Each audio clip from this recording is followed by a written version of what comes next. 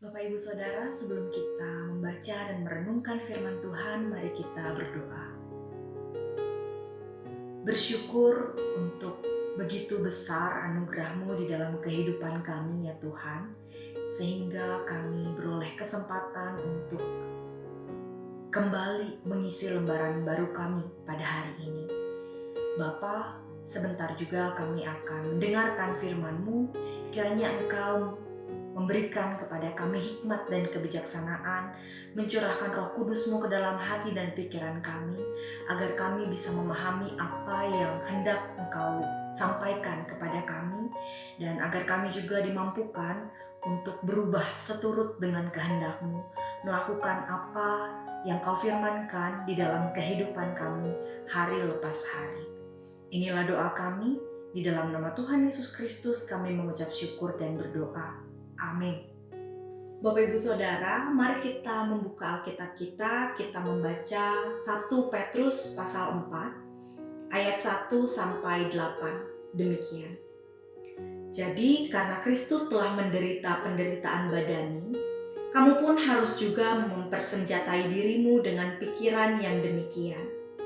Karena barang siapa telah menderita penderitaan badani, ia telah berhenti berbuat dosa. Supaya waktu yang sisa, jangan kamu pergunakan menurut keinginan manusia, tetapi menurut kehendak Allah. Sebab telah cukup banyak waktu kamu pergunakan untuk melakukan kehendak orang-orang yang tidak mengenal Allah. Kamu telah hidup dalam rupa-rupa hawa nafsu, keinginan, kemabukan, pesta pora, perjamuan minum, dan penyembahan berhala yang terlarang. Sebab itu mereka heran bahwa kamu tidak turut mencemplungkan diri bersama-sama mereka di dalam kubangan ketidaksenonohan yang sama, dan mereka memfitnah kamu. Tetapi mereka harus memberi pertanggungan jawab kepada Dia yang telah siap sedia menghakimi orang yang hidup dan yang mati. Itulah sebabnya maka Injil telah diberitakan juga kepada orang-orang mati, supaya mereka sama seperti semua manusia dihakimi secara badani, tetapi oleh Roh dapat hidup menurut kehendak Allah. Kesudahan segala sesuatu sudah dekat. Karena itu kuasailah dirimu dan jadilah terang, supaya kamu dapat berdoa.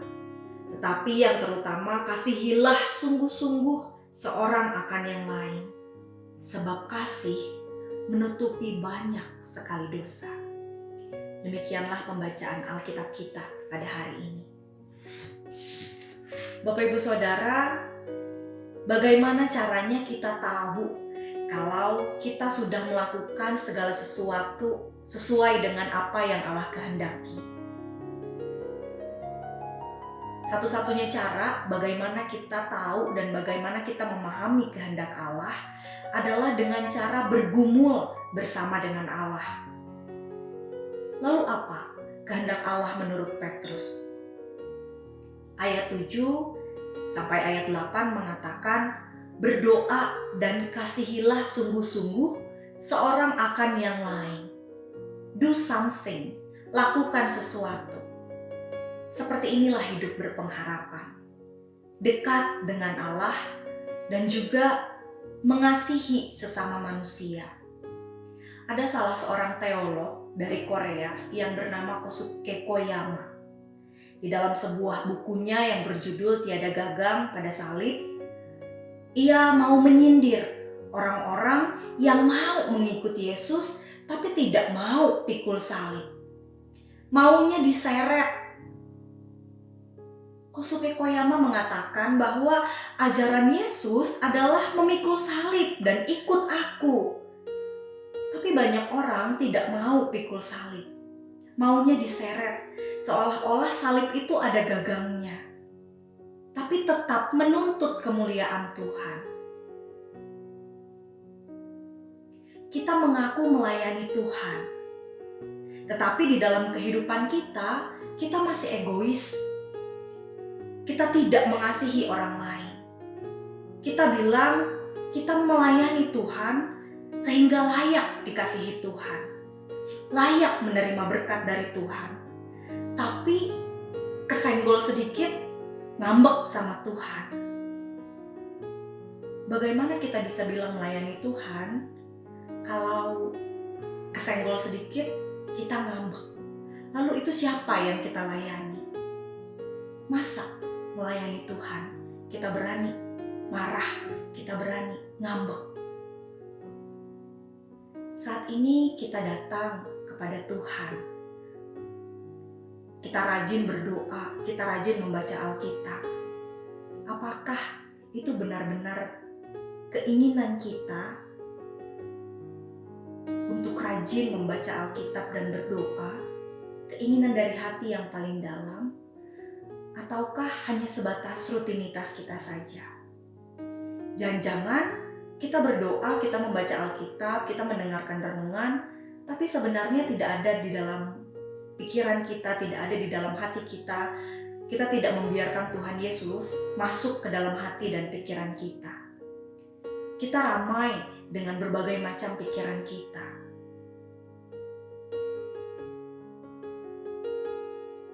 Petrus bilang, sadari ini.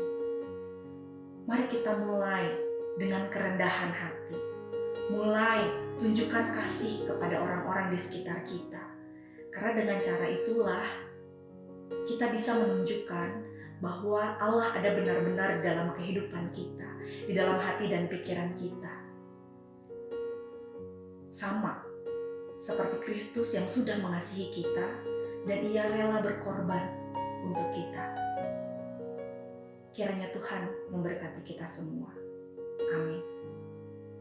Mari kita berdoa. Kami bersyukur atas pengorbanan-Mu ya Tuhan, sehingga kami beroleh kehidupan. Biarlah pengorbanan-Mu di kayu salib membawa kami agar kami bisa mengasihi sesama kami, melakukan sesuatu untuk sesama kami, tidak egois, tidak gampang marah di dalam kehidupan kami. Dan biarlah ya Bapa, kami juga bisa rendah hati untuk menerima setiap ajaran yang baik, yang sesuai dengan apa yang Engkau kehendaki di dalam kehidupan kami.